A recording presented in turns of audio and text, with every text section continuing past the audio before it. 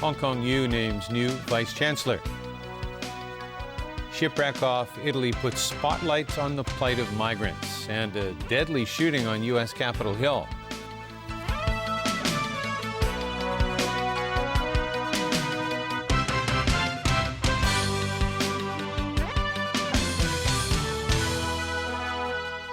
Good evening. British medical professor Peter Mathieson was today named the new Vice Chancellor of the University of Hong Kong. As Evelina Lung reports, there's mixed reaction to his appointment.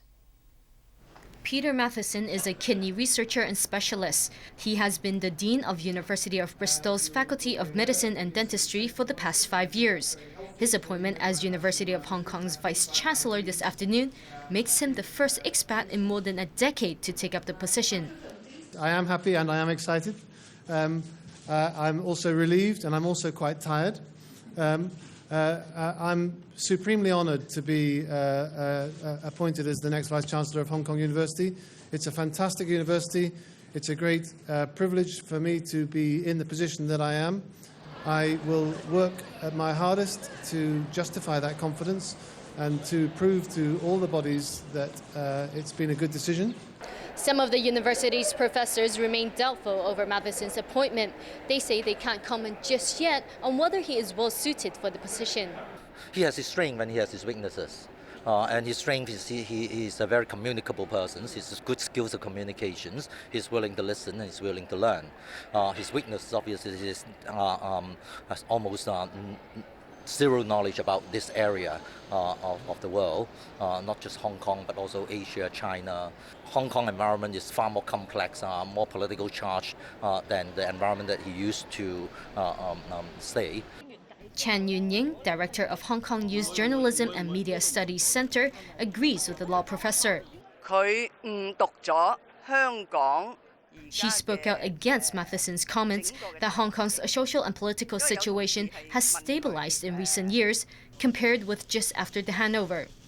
But we all know the current situation is the exact opposite, she said. Charles Chang, senior advisor to the Vice Chancellor, also weighed in. He accused Mathieson of failing to have a vision for the university and sees it as simply another job. But there are those who support the new Vice Chancellor, including the university's student union. The union's president, Lawrence Tang, also played down Mathieson's lack of Hong Kong experience.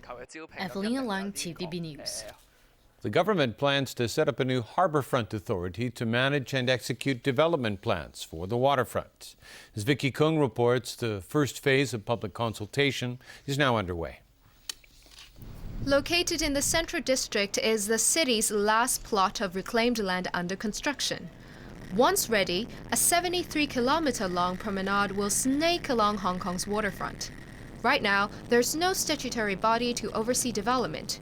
The current Harbourfront Commission can only give advice but does not have the power to execute plans.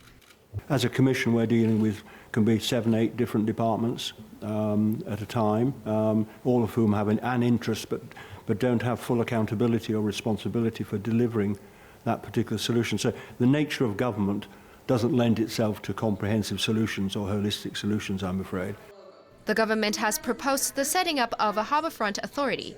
It hopes the new body can speed up development, reduce bureaucratic red tape, inject creative ideas, and make the waterfront a landmark of Hong Kong.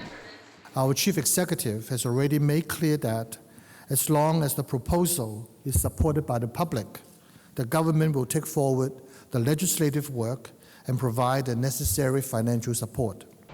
Members of the public have until January 4th to voice their opinion on, for example, whether a separate body should be set up and whether it should be managing and organizing events at the harbourfront. Authorities stressed the priority is to make the promenade a public area for local people. On the controversy involving a military dock in central use by the local garrison of the People's Liberation Army. If the site is not to be used, if the site is not in military use, the public will have free and complete access to that particular piece of harbourfront. But even if it is closed for military use, the accessibility, in particular the connectivity of the promenade will not be blocked. If the proposed harbourfront authority is approved, the board in charge hopes to first develop the waterfront in Wan Chai and Central here. This is because the land here belongs to the government, which makes planning much easier. Vicky Kong, TVB News. The Legislative Council House Committee today rejected a bid by pro-democracy lawmakers to invoke special LegCo powers to look into conflict of interest allegations facing Secretary for Development Paul Chan. Diane To has that story. The motion to invoke special LegCo powers to investigate Paul Chan was raised by Kwok Ka-ki of the Civic Party. Mr. Chan has been giving answers in drips and drabs. First, he said that he didn't recall, and then he changed his version by saying that the land was actually owned by his wife, so on and so forth. And it is a very important matter involving public money. If he is hiding his possible conflict of interest in this matter, then we should not sit on our hands and do nothing. Backed by other pro-democracy lawmakers, Kwok wants straight answers from Chan about his involvement with land assets in the Northeast New Territories, where he's leading a massive redevelopment project. After repeated grilling in LegCo before the summer break, Chan was criticised for giving dubious explanations. For example, he referred to the owner of the company that held the land, his son, as his wife's family. Lawmaker Michael Tian, who opposed the motion, defended Chan's decision not to disclose all relevant information. I've checked with lawyers. The lawyer said, yes, if the trustee prefer not to be named, you cannot then name the trustee. So do we have the right as legislative councillors to require him to go above the law as an official?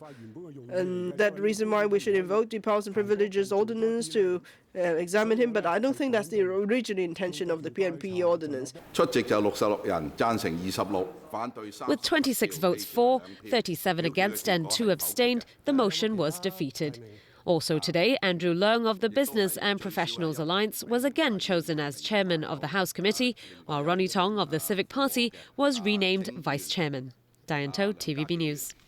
The Italian government has declared today a national day of mourning after yesterday's boating tragedy that saw more than 100 migrants killed while trying to reach the island of Lampedusa.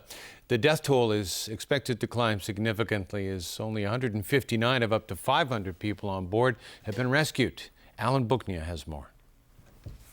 Italian Coast Guard footage shows people in the water waiting to be saved. The overcrowded boat coming from Tripoli, Libya, was carrying asylum seekers from Eritrea, Ghana, and Somalia when it started taking on water. It's reported someone on board lit a fire to alert passing ships. The fire got out of control and the panicked passengers rushed to one side, tipping the boat over. Scores of people are still unaccounted for.